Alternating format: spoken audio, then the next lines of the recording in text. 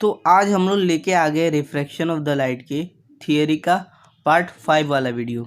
इस वीडियो में हम लोग पढ़ने वाले हैं कि डिस्पर्जन ऑफ द लाइट क्या होता है। एक्चुअली में डिस्पर्जन ऑफ द लाइट जो टॉपिक है वो ये पूरे चैप्टर का ईजीएस्ट टॉपिक है, ठीक है।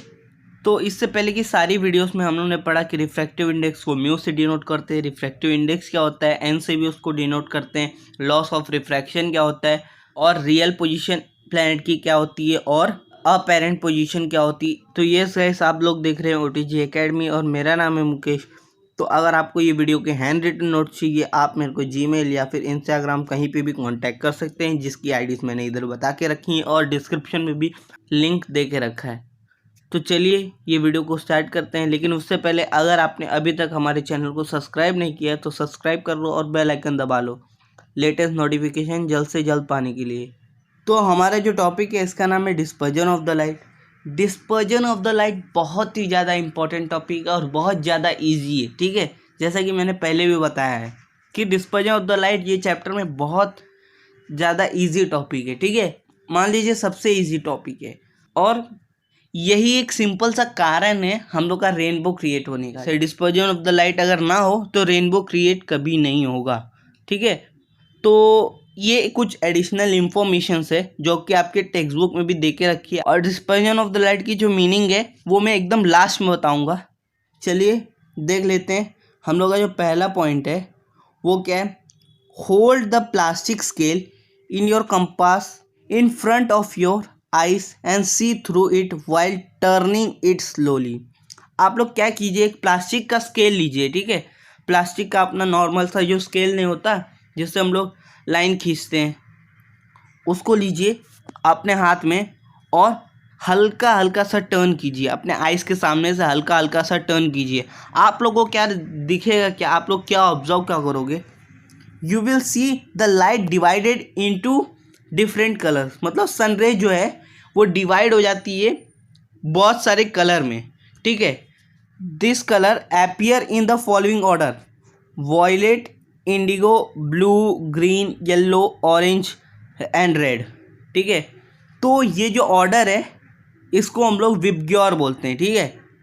तो इन ऑर्डर में मतलब पहले होता है वॉयलेट, फिर इंडिगो, फिर blue, green, yellow, orange, red, हाँ। तो इसको हम लोग विबग्योर ऑर्डर बोलते हैं, ठीक है। तो ये ऑर्डर में जो हम लोग का कलर है वो मतलब सनरे जो है वो डिवाइड होता है। You know the light is a electromagnetic radiation. अब सब लोग जानते हैं कि लाइट जो है वो एक इलेक्ट्रोमैग्नेटिक रेडिएशन है।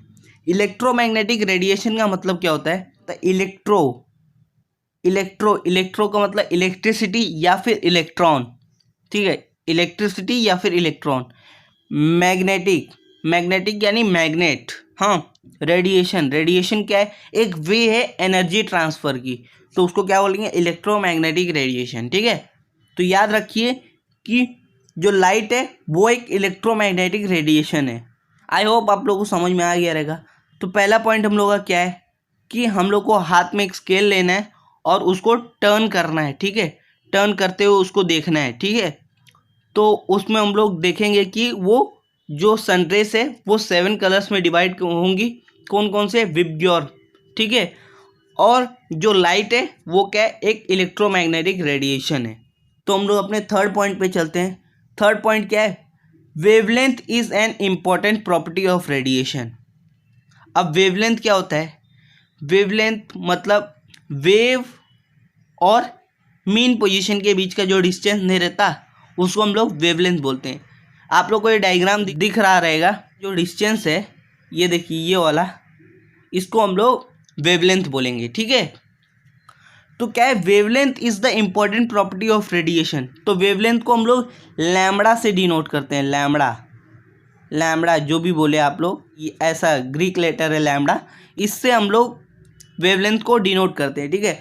तो wavelength is an important property of the radiation. Wavelength क्या है, एक इम्पॉर्टेंट प्रॉपर्टी है रेडिएशन की। आई होप आप लोग को तीनों पॉइंट समझ में आ गया रहेगा कि हम लोग को एक स्केल लेना है, उसको टर्न करते हुए उसके अंदर से 7 कलर्स बाहर आएंगे जिसको हम लोग विबग्योर बोलते हैं, और लाइट जो है वो एक इलेक्ट्रोमैग्नेटिक रेडिएशन है, और वेवलेंथ क्या है, इंपॉर्टेंट प्रॉपर्टी है रेडिएशन की, ठीक है। तो फोर्थ पॉइंट पे जाने से पहले मैं आप लोग को एक चीज़ बता देना चाहता हूँ कि हर एक कलर की अपनी एक वेवलेंथ होती है। वो वेवलेंथ को हम लोग नैनोमीटर से डिनोट करते हैं, ठीक है। अब नैनोमीटर क्या होता है? नैनोमीटर एक यूनिट है। हाँ, तो 1 nanometre is equal to 10⁻⁹ metre होता है, ठीक है। आप लोग याद रखिएगा कि 1 nanometre is equal to 10⁻⁹ metre, मतलब इतना छोटा, ठीक है। तो हम लोग का फोर्थ पॉइंट क्या है? The wavelength of the radiation of our eyes are sensitive in between 400 and 700 nanometre, ठीक है।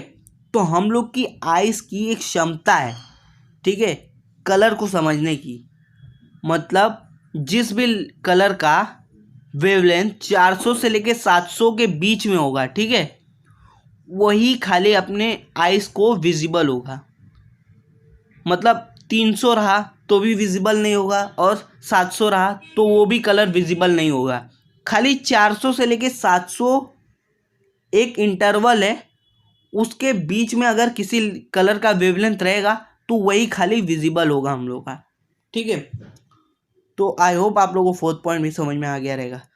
अब फिफ्थ पॉइंट पे बढ़ते हैं। In this interval radiation of different wavelength appears to have different colours mentioned above. अब देखिए, ये जो इंटरवल है इनके बीच में हम लोग को ये जो 7 कलर है इनका जो वेवलेंथ है वो 400 से लेके 700 के बीच का है, ठीक है। तो यही सारे कलर खाली हम लोग को दिखते हैं। अब एकदम लास्ट वाला पॉइंट क्या है? The red light has maximum wavelength, मतलब रेड लाइट पे एकदम मैक्सिमम वेवलेंथ रहती है। नियरली कितना रहता है? 700 नैनोमीटर। इसी वजह से आप लोग देखते होंगे कि हम लोग का जो स्ट्रीट लाइट्स है, स्ट्रीट लाइट मतलब वो वाला नहीं, जब कहीं भी काम होता रहता है तो उधर रेड लाइट लगाई रहती है, क्योंकि वो रेड लाइट जो है वो बहुत दूर से दिखती है। और टावर्स पे भी हम लोग देखते होंगे कि रेड लाइट लगाई जाती है, क्योंकि उसकी वेवलेंथ बहुत ज़्यादा है और हम लोग उसको बहुत दूर से देख सकते हैं। और इसमें क्या बताया है कि जो वॉयलेट कलर है उसकी सबसे कम वेवलेंथ है, नियरली 400 नैनोमीटर तक, ठीक है। तो इसलिए वॉयलेट कलर जल्दी ऐसा कंस्ट्रक्शन साइड में या फिर ऐसा सब में यूज़ नहीं होता, क्योंकि वो बहुत कम वेवलेंथ वाला है और बहुत पास से ही दिखता है। बहुत दूर जाएंगे हम लोग तो नहीं दिखेगा, ठीक है। तो एक MCQ पॉइंट है कि 1 nanometre is equal to 10⁻⁹ metre. ये आप लोग को MCQ में पूछ सकते हैं, ठीक है। आई होप आप लोग को समझ गया रहेगा। मैं फिर भी आप लोग को एक बार रिवीजन करवा देता हूँ। तो हम लोग का पहला पॉइंट क्या था कि हम लोग को एक स्केल लेना है और उसको थोड़ा सा टर्न करना है, ठीक है। टर्न करना है स्लोली। सनरे जो रहेगा वो 7 कलर्स में डिवाइड हो जाएगा, ठीक है। उन कलर्स के क्या नाम है? विबग्योर। और लाइट जो है एक इलेक्ट्रोमैग्नेटिक रेडिएशन है। और जो वेवलेंथ है वो एक इम्पॉर्टेंट प्रॉपर्टी, ये सब भी हो गया। हाँ, वेवलेंथ जो है एक इम्पॉर्टेंट प्रॉपर्टी है। और जो हम लोग का आइस 400 से लेके 700 के बीच का जो वेवलेंथ रहता है किसी भी कलर का, उसको ही देख पाता है। और ये जो इंटरवल है ये कलर्स को हम लोग देख पाते हैं ये इंटरवल के बीच में, ठीक है। और जो रेड लाइट रहती है उसकी वेवलेंथ मैक्सिमम रहती है, नियरली 700। और जो वॉयलेट कलर रहता है उसकी सबसे स्मॉलेस्ट वेवलेंथ रहती है, नियरली 400 नैनोमीटर। और एक आखिरी पॉइंट कि 1 nanometre is equal to 10⁻⁹ metre, ठीक है। आई होप आप लोग को समझ में आ गया रहेगा। नहीं समझा, वीडियो को रिवाइंड करके दोबारा देखिए। फिर भी ना समझे तो कमेंट करके बताइए कि क्या नहीं समझा, मैं उसको सॉल्व करने की ज़रूर कोशिश करूँगा। तो अगर आपने अभी तक इस वीडियो को लाइक नहीं किया तो लाइक कर दो। अब चलते हैं हम लोग अपने नेक्स्ट वाली स्लाइड में, जिसमें ऐसे ही कुछ पॉइंट्स और दिए हुए हैं। उनको पढ़ने के बाद हम लोग इसकी डेफिनेशन पे जाएंगे, ठीक है।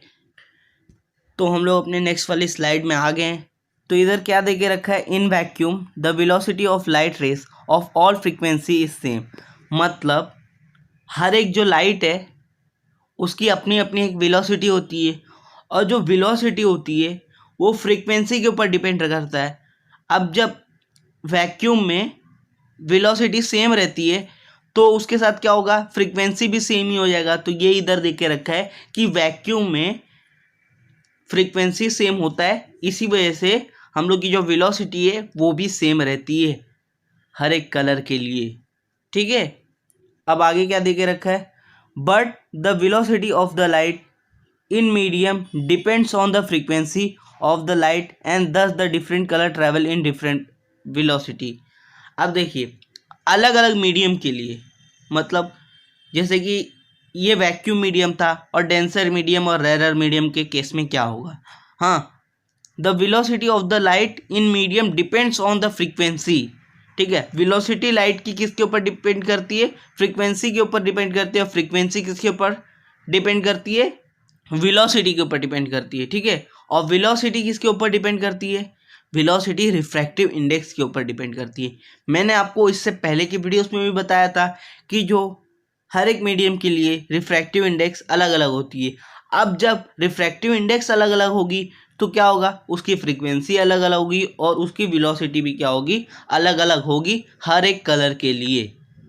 ठीक है, तो याद रखिएगा कि हर एक कलर के लिए कोई और मीडियम में एक्सेप्ट वैक्यूम, ठीक है, उसकी जो वेलोसिटी रहती है वो और उसकी फ्रीक्वेंसी वो दोनों डिफरेंट रहती है। ठीक है, therefore the refractive index of medium is different for different colours. इसी वजह से हर एक मीडियम की जो रिफ्रैक्टिव इंडेक्स रहती है वो हर एक कलर के लिए डिफरेंट रहती है। ठीक है, नाउ दस even when the white light enters in a single medium like glass, the angle of refraction are different for different colors. अब एंगल ऑफ रिफ्रैक्शन और एंगल ऑफ इंसिडेंट क्या होता है, वो हर एक मीडियम का अलग अलग होता है, आप लोग जानते ही होंगे। ठीक है, तो अब फ्रीक्वेंसी और वेलोसिटी अलग अलग हो गई तो एंगल ऑफ रिफ्रैक्शन और एंगल ऑफ इंसिडेंट ये दोनों भी क्या होगा, अलग अलग होगा। ठीक है, so when the white light coming from the sun through air enters any refracting medium it emerge as a spectrum of 7 colours. तो स्पेक्ट्रम ऑफ 7 कलर्स क्या है, ये हम लोग अपनी नेक्स्ट वाली स्लाइड में समझने वाले हैं। तो डिस्पर्जन ऑफ द लाइट की डेफिनेशन पढ़ने से पहले मैं आप लोग को डिस्पर्जन की मीनिंग बताऊंगा। ठीक है, डिस्पर्जन एक इंग्लिश वर्ड है। ठीक है, इसका मतलब होता है सेपरेट होना। ठीक है, डिस्पर्जन का मतलब होता है सेपरेट होना। मान लीजिए यहाँ से एक लाइट आई, हाँ ऐसे एक लाइट आई, एक लाइट से 10-12 लाइट ऐसे बन गई। हाँ, तो इसको क्या बोलते हैं, डिस्पर्जन। मतलब लाइट, एक लाइट क्या हो गई, 7-8 कलर्स में सेपरेट हो गई। ठीक है, इसको हम लोग क्या बोलेंगे, डिस्पर्जन ऑफ लाइट। ठीक है, डिस्पर्जन एक इंग्लिश वर्ड है, इसका मीनिंग होता है सेपरेट होना। तो जैसा कि हम लोग बोलते हैं सेपरेशन ऑफ लाइट, वैसे ही ये हो गया dispersion of the light. Separation of light भी सेम है और डिस्पर्जन ऑफ लाइट भी सेम ही है। तो चलिए उसकी डेफिनेशन देख लेते हैं। The process of separation of light into its component colours while passing through a medium is called dispersion of the light. ठीक है, तो इसकी मीनिंग क्या है कि एक जो लाइट है वो 7 से 8 कलर में सेपरेट होती है, इसी को हम लोग क्या बोलते हैं, डिस्पर्जन ऑफ लाइट और सेपरेशन ऑफ लाइट। ठीक है, हमेशा एक चीज़ याद रखना है कि जब कभी भी लाइट एक मीडियम से दूसरे मीडियम में ट्रांसफ़र होती है, ठीक है, तो वो डिफरेंट डिफरेंट कलर्स में अगर सेपरेट हुई तो उसी को हम लोग क्या बोलते हैं, डिस्पर्जन ऑफ लाइट। तो अब हम लोग ये डायग्राम, ये जो दी हुई है, इसको हम लोग समझने वाले हैं। तो यहाँ से क्या हो रहा है, ये जो सनलाइट है वो पास हो रहा है ग्लास प्रिज्म से।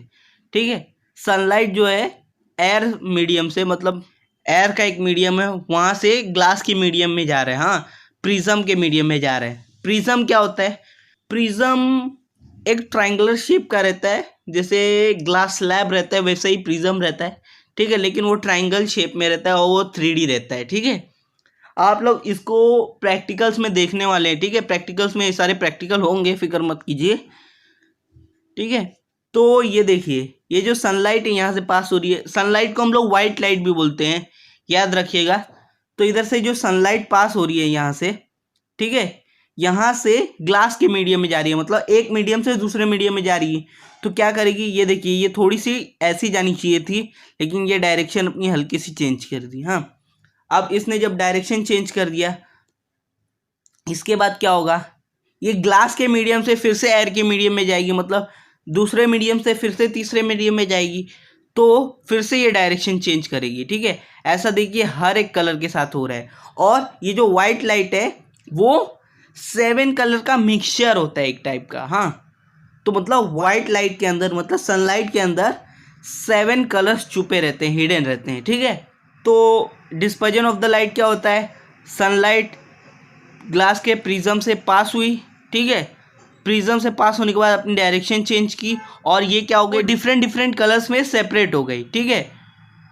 तो पहले वो वॉयलेट में हुई, फिर इंडिगो में हुई, फिर ब्लू में हुई, ग्रीन में, येलो में, ऑरेंज में और आखिरी में रेड में, ठीक है। तो इसको याद करने का सिंपल सा तरीका मैंने आपको पहले ही बता दिया था। हम लोग कैसे जाएंगे, नीचे से लेके ऊपर जाएंगे, इसको हम लोग क्या बोलेंगे, विबग्योर बोलेंगे, ठीक है। तो ये जो है ये ग्लास प्रिज्म है, यहाँ से सनलाइट पास हो रही है, ये अपनी डायरेक्शन चेंज करके डिफरेंट डिफरेंट कलर्स को सेपरेट कर रही है वाइट लाइट। इसी को हम लोग क्या बोलते हैं, dispersion of light. I hope आप लोग को बहुत अच्छे तरीके से समझ में आ गया रहेगा। The process of separation of light into its component colours while passing through a medium is called dispersion of light. एक मीडियम से सनलाइट दूसरे मीडियम में जाएगी और डिफरेंट डिफरेंट कलर्स में सेपरेट होगी, उसी को हम लोग क्या बोलेंगे, डिस्पर्जन ऑफ लाइट, ठीक है। तो चलते हैं हम लोग अपनी नेक्स्ट स्लाइड में। तो thanks for watching OTG academy, ठीक है। तो आज की इस वीडियो में हम लोग ने क्या क्या सीखा कि dispersion of the light exactly होता क्या है, डिस्पर्जन ऑफ द लाइट की मीनिंग क्या होती है, ठीक है। इसके अगले वीडियोस में हम लोग टोटल इंटरनल रिफ्लेक्शन और बहुत सारी चीज़ें बाकी जो है वो देखने वाले हैं, ठीक है। तो ये सब करने के बाद हम लोग का जो चैप्टर है वो एंड हो जाएगा और आखिरी में हम लोग न्यूमेरिकल्स ये चैप्टर के करेंगे। तो जाने से पहले चैनल को सब्सक्राइब करके जाना, वीडियो को लाइक कर देना और अपने दोस्तों के साथ शेयर कर देना इस वीडियो को। Thank you and wait for the next video.